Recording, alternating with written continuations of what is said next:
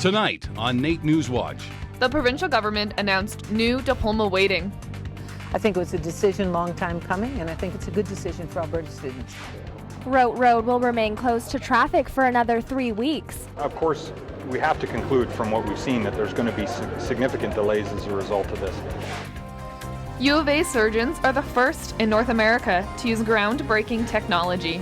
So this machine is going to completely transform the way we do things. NewsWatch starts now. Good evening. High school students might be feeling a lot less stress around exam time. After years of review, the Alberta government has changed diploma exam weighting from 50-50 to 30-70. Our Lisa Berg has more. Effective September 1st of this year, a student's grade will be based more on what the school assigns and less on the grade 12 diploma exam. This means there will be more emphasis in the classroom and on the performance that a student gave over the semester. When kids go into the diploma, they're terrified and they're really stressed out. So I feel like when you lower it to 30, they're going to start doing better because they're not as scared. Kelsey Rutkowski, a grade 11 student from St. Francis Xavier, says the new weighting takes the pressure off of students studying for their diploma exams. Is there a difference between a person... Since 2011, the Alberta School Council, a voice for parents, have been discussing changing diploma weighting to 70-30. The push is to reduce the stress a 50% weighted exam has on students. Was the parents wanting the weighting of a 70-30 exam as well. So when the minister came forward with this, it was definitely an announcement that we as an association would endorse. The new weighting shifts the importance to what has been taught in the classroom, allowing students with all kinds of learning styles to excel. So they spend those 5 months doing all that stuff, and they're saying that all that 5 months of work from the students and the teachers are worth less than this 1 2-hour test. The Alberta School Board Association has been fielding concerns and students about diploma weighting for almost 10 years. The change comes as a success for all groups. People are very, very happy about this because it's been coming a long time. They have felt that the weighting wasn't fair to students. As for Kelsey, she says she can relax a little, allowing her to focus on more difficult classes. Yeah, because then I could take physics with 30%, so it'll be easier. Schools like the University of Alberta can take the grade 12 mark or even grade 11 marks over diplomas because the diploma weighting fluctuates so much between provinces. What options are there for grade 12 students who will be graded under the 50-50 split? They can take the 50-50 option, but if they're waiting to go to post-secondary for a year, they can also defer their exams to the fall when the change will be in effect. Will this have any effect on students applying to out-of-province post-secondary institutions? According to Carl Gurman, president of the College of School Superintendents, because there is such difference between the province's diplomas weightings, this shouldn't have any effect on that.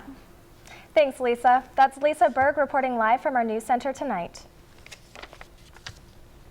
Along with the changes to the diploma marking system, the Alberta government announced 24 new dual credit options for high school students. The programs are aimed at increasing high school completion rates and making post-secondary transition easier. And what better way to provide students with opportunities to succeed than in enabling them to earn credits for high school and post-secondary studies at the same time. The credits span a variety of industries, including healthcare, trades, and hospitality. Local post-secondary partnerships for the additional credit opportunities include Norquest College, MacEwan University, and NAIT. NAIT NewsWatch, the next generation of news. Businesses near popular traffic route received more unwelcome news. Groped Road will remain closed for another 3 weeks after a bizarre construction mishap. Buckled and bent steel girders over the 102nd Bridge project have forced the city to push back the completion date of the bridge. The city has adjusted traffic signals and implemented parking restrictions to accommodate the higher traffic volumes detoured from Groped Road. I don't know what went wrong here, but at least we caught it, whatever it is, at the construction stage. The bridge contractor is paying a penalty of $15,000 per day of closure. For small business owners like Debbie, the added delay of the bridge construction may be a deal breaker. The news of the year extension on top of the 15 months is a disaster. We're really concerned. While Groped Road will be reopened in April, it may be over a year before the 102nd Avenue Bridge is open to traffic. The city is conducting research on the best asphalt mixture for filling in potholes. Between January and February, the city filled over 26,000 potholes, which is up slightly from last year due to the unusually warm weather. Last year was 485,000, but that was for 2014. But 2013 was the worst on record at 750,000 potholes. The city is researching ways to improve the asphalt mixture that is used to fill in the potholes. Hugh Donovan tells us how they conduct their research. So to make sure that the samples have enough water in so that when we do our testing, that we can actually get them when they freeze if there is any issues with the mix. The increase in funding from the city will hopefully result in fewer potholes. 1 in 3 patients die waiting for a liver transplant. Surgeons at the University Hospital are hoping to change that with leading-edge technology. A transplant team from the U of A hospital performed the first liver transplant in North America with the assistance of the ex vivo perfusion device called Metra. Metra allows donor livers to be kept warm outside the body and viable for transplant up to 24 hours, compared to the traditional ice box, which only allows 8 to 10. It's like the tip of a precipice. This is going to change the way we practice liver transplantation surgery. All organ transplants, I think, in the next 5 years or so, will be put on this machine instead of the old ice box. Wilfred Sue received a new liver that was connected to the machine and is thankful for the new technology. On very few occasions, you can do good without spending your own money. The transplant team hopes to see these devices used in other organ transplants. The government of Alberta has proposed 11 amendments to the Municipal Government Act.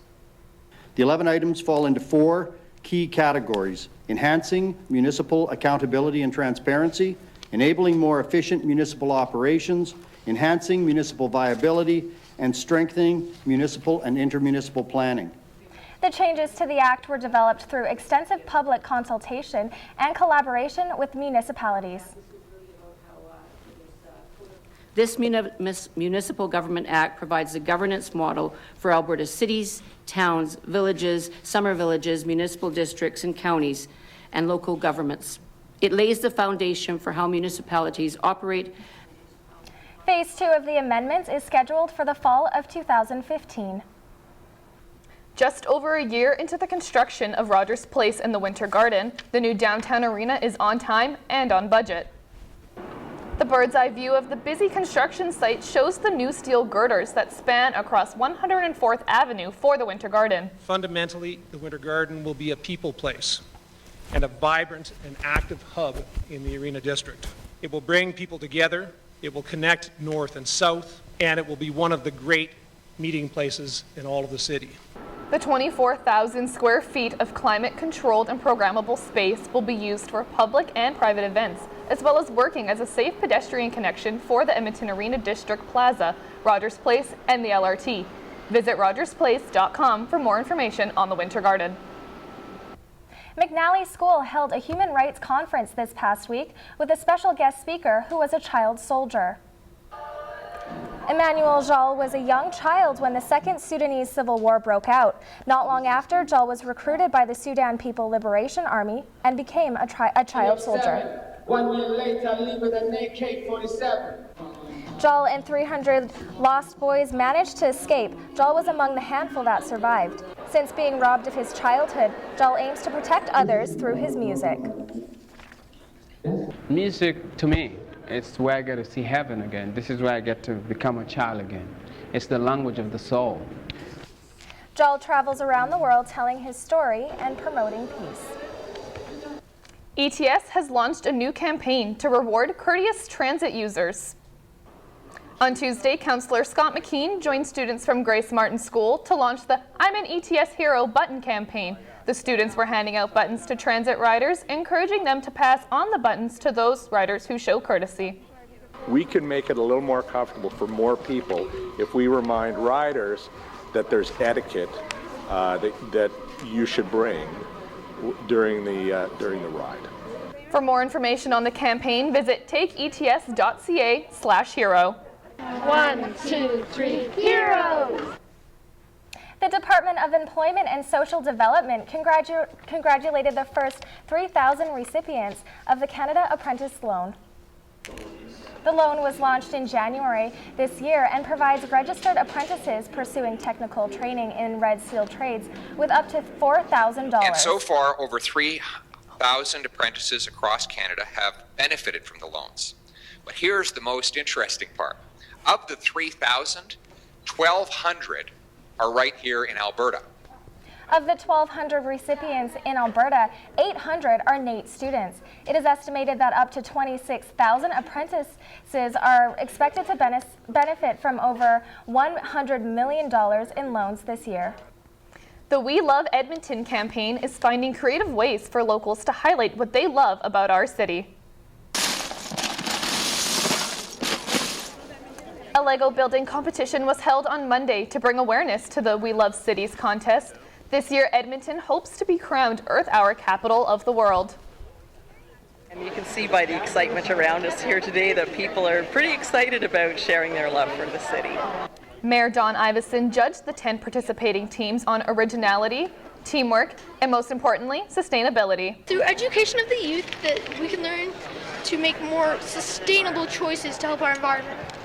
You can vote for Edmonton at edmonton.ca/WeLoveEdmonton.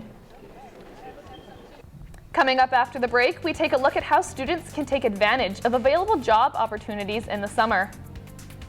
Having a summer job is a good way to make some extra money for tuition fees. I'm in co-op, so I need to find a job.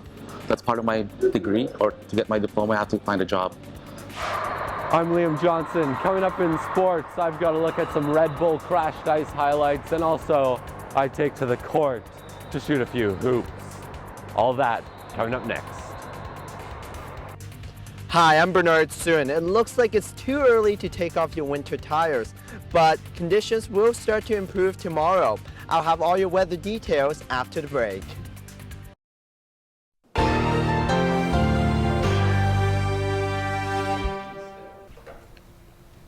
Hannah, I seriously thought spring was early this year, and now look at it. Me too. Good thing I didn't get my winter tires taken off just quite yet. Sometimes procrastination really does pay off. Bernard, please tell us it's going to warm up again. Thanks, ladies. With an Arctic high moving in from the north, there will be, and clashing moisture from the west, that's why we were seeing the snowfall for this week. And taking a look at our neighbors to the south, they will be waking up to -4 with a 60% chance of flurries, and they will be warming up to +1 with sunny breaks. And moving on to Jasper, they will also be waking up to a 60% chance of snow with the temperatures at -3, and they will be warming up to +3 with sunny breaks. And moving up north, they will be waking up to -8, and they'll be warming up to 0 with a 40% chance of snow. Coming back to the capital region, we won't be seeing any snow, but we'll be waking up to a low of -6 and a high of 0. And checking our averages for this time of the year, we're pretty close to averages. The low is -6 and +3 for the high. And checking out our records, it will be nice to see 21 degrees. That was set in 1889, and the record low, we wouldn't want to see that at -27, and that was set in 1904. And that has been a look at your weather forecast. NewsWatch Weather is brought to you by NR92, the station for the students. Thanks, Bernard. After a busy year, summer is the time for students to relax and earn some money for the upcoming school season. With the downturn in the economy, students are worried that finding work over the summer won't be as easy. Andrea Riera has more on that story. Recent layoffs in the oil industry have led to the increase in competition for remaining jobs that are available over the summer. Second-year mechanical engineering student Samuel Percon is one of many students struggling to find a job in his field during the summer months. It's probably because I don't have a lot of work experience that's related to my field compared to the other people that has been working for 2 years because they took a year off after high school. I didn't do that. I just went straight from high school then to school, so I didn't get a lot of experience. Even though it can be difficult for students like Samuel to find a job they desire for the summer, this may just mean they have to find work outside their field. But there are still great opportunities in the province for students with or without work experience. We're encouraging young people to get skills for jobs that actually exist. There's still 250,000 unfilled jobs in Canada, according to the latest StatsCan data.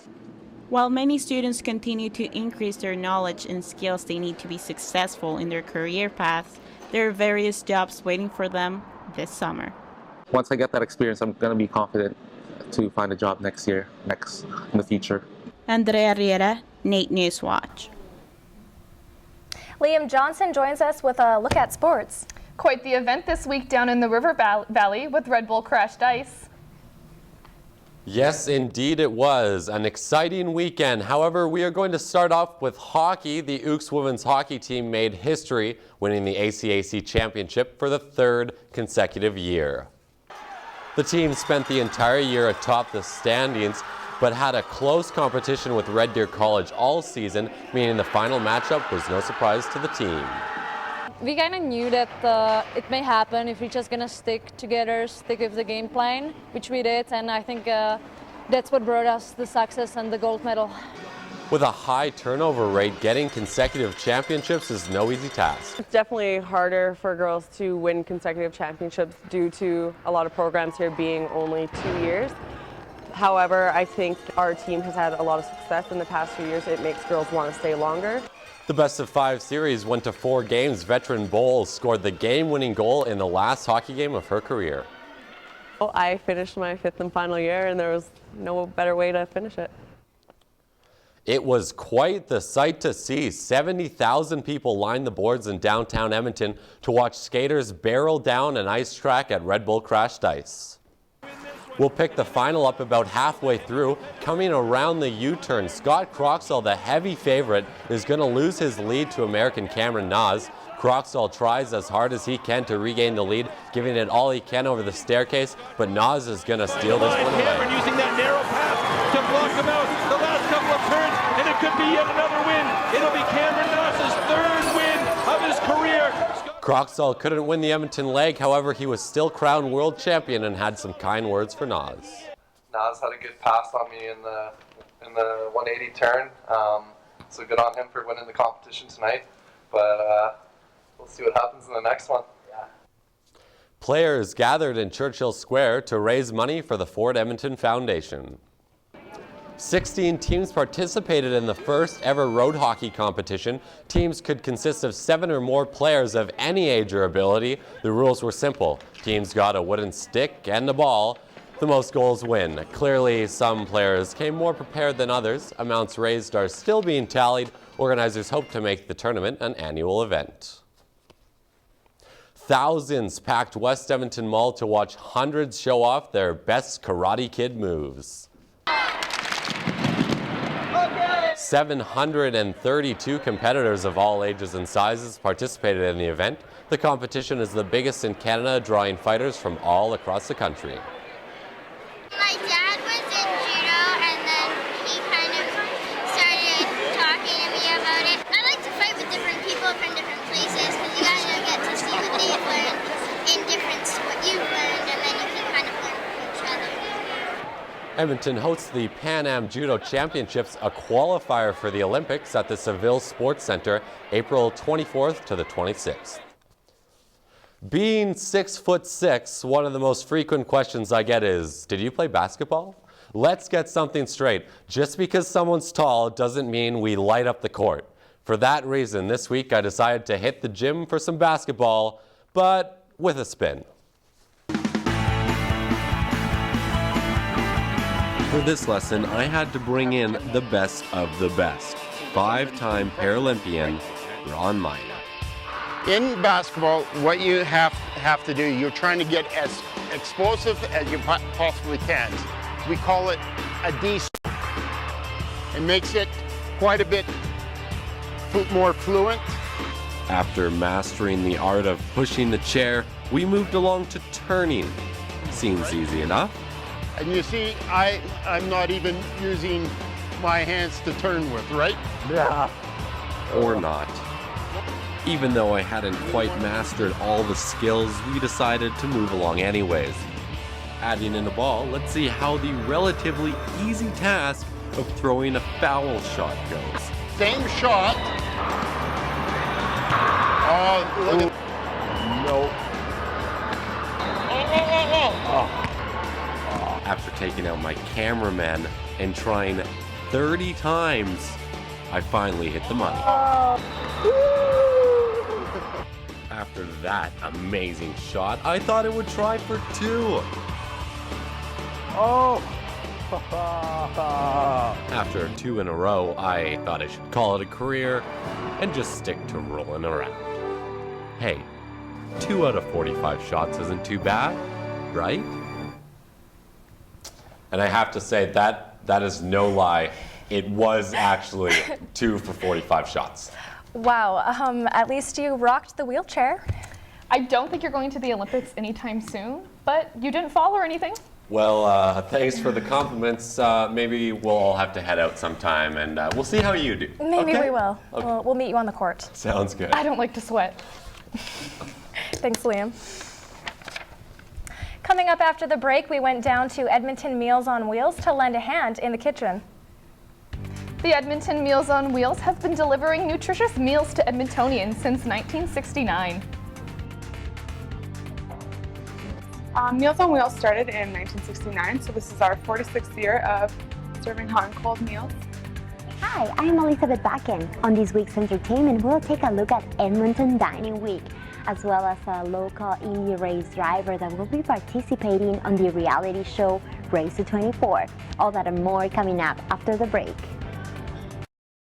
Underwear provided by Elite Sports and Innotech Inspection Solutions. Hair services by Rock Salon and Spa. Edmonton Meals on Wheels is a local nonprofit organization that has been serving the community for over 45 years. The organization relies on the generosity of Edmontonians to help provide nutritious meals. Hannah and I had the opportunity to help out in the kitchen. We helped prepare over 250 boxed meals for their clients, many of whom are housebound. The volunteers' daily visits are just as important as the food. A lot of our clients are isolated. They don't leave their house for whatever reason. They could be just out of the hospital, they could be injured for whatever reason. So a lot of the interaction that they get is with our volunteers. The organization is always looking for volunteers in the kitchen or to help with delivery. For more information, go to mealsonwheelsedmonton.org. Elizabeth Buchan was at Tres Amigos, a downtown Mexican restaurant, for Dining Week. She also met with a local race car driver that will be participating in Race to 24. That and more coming up in entertainment.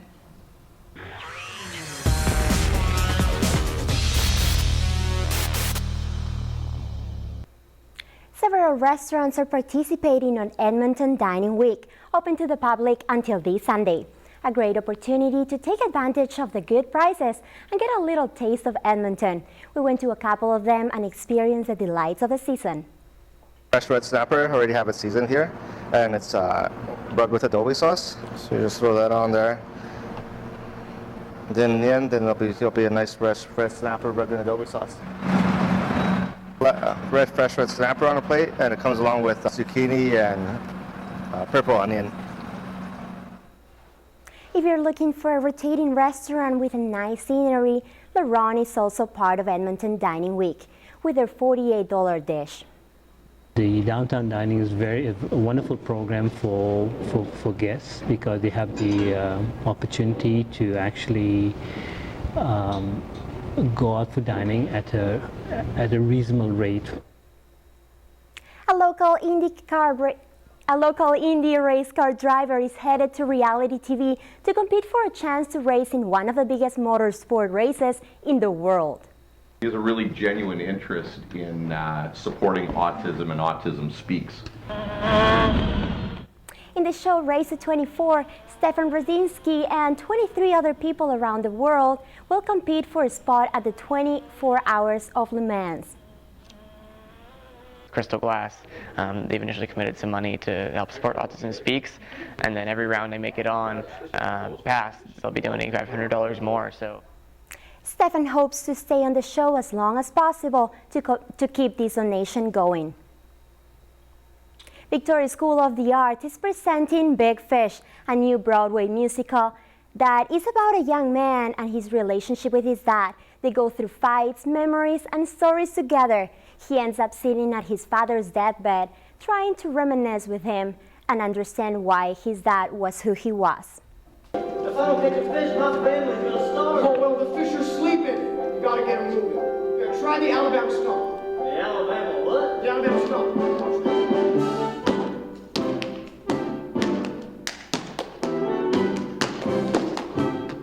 We've been rehearsing the show for a few months now, since January. Yeah, it's a lot of ensemble collaborative stuff.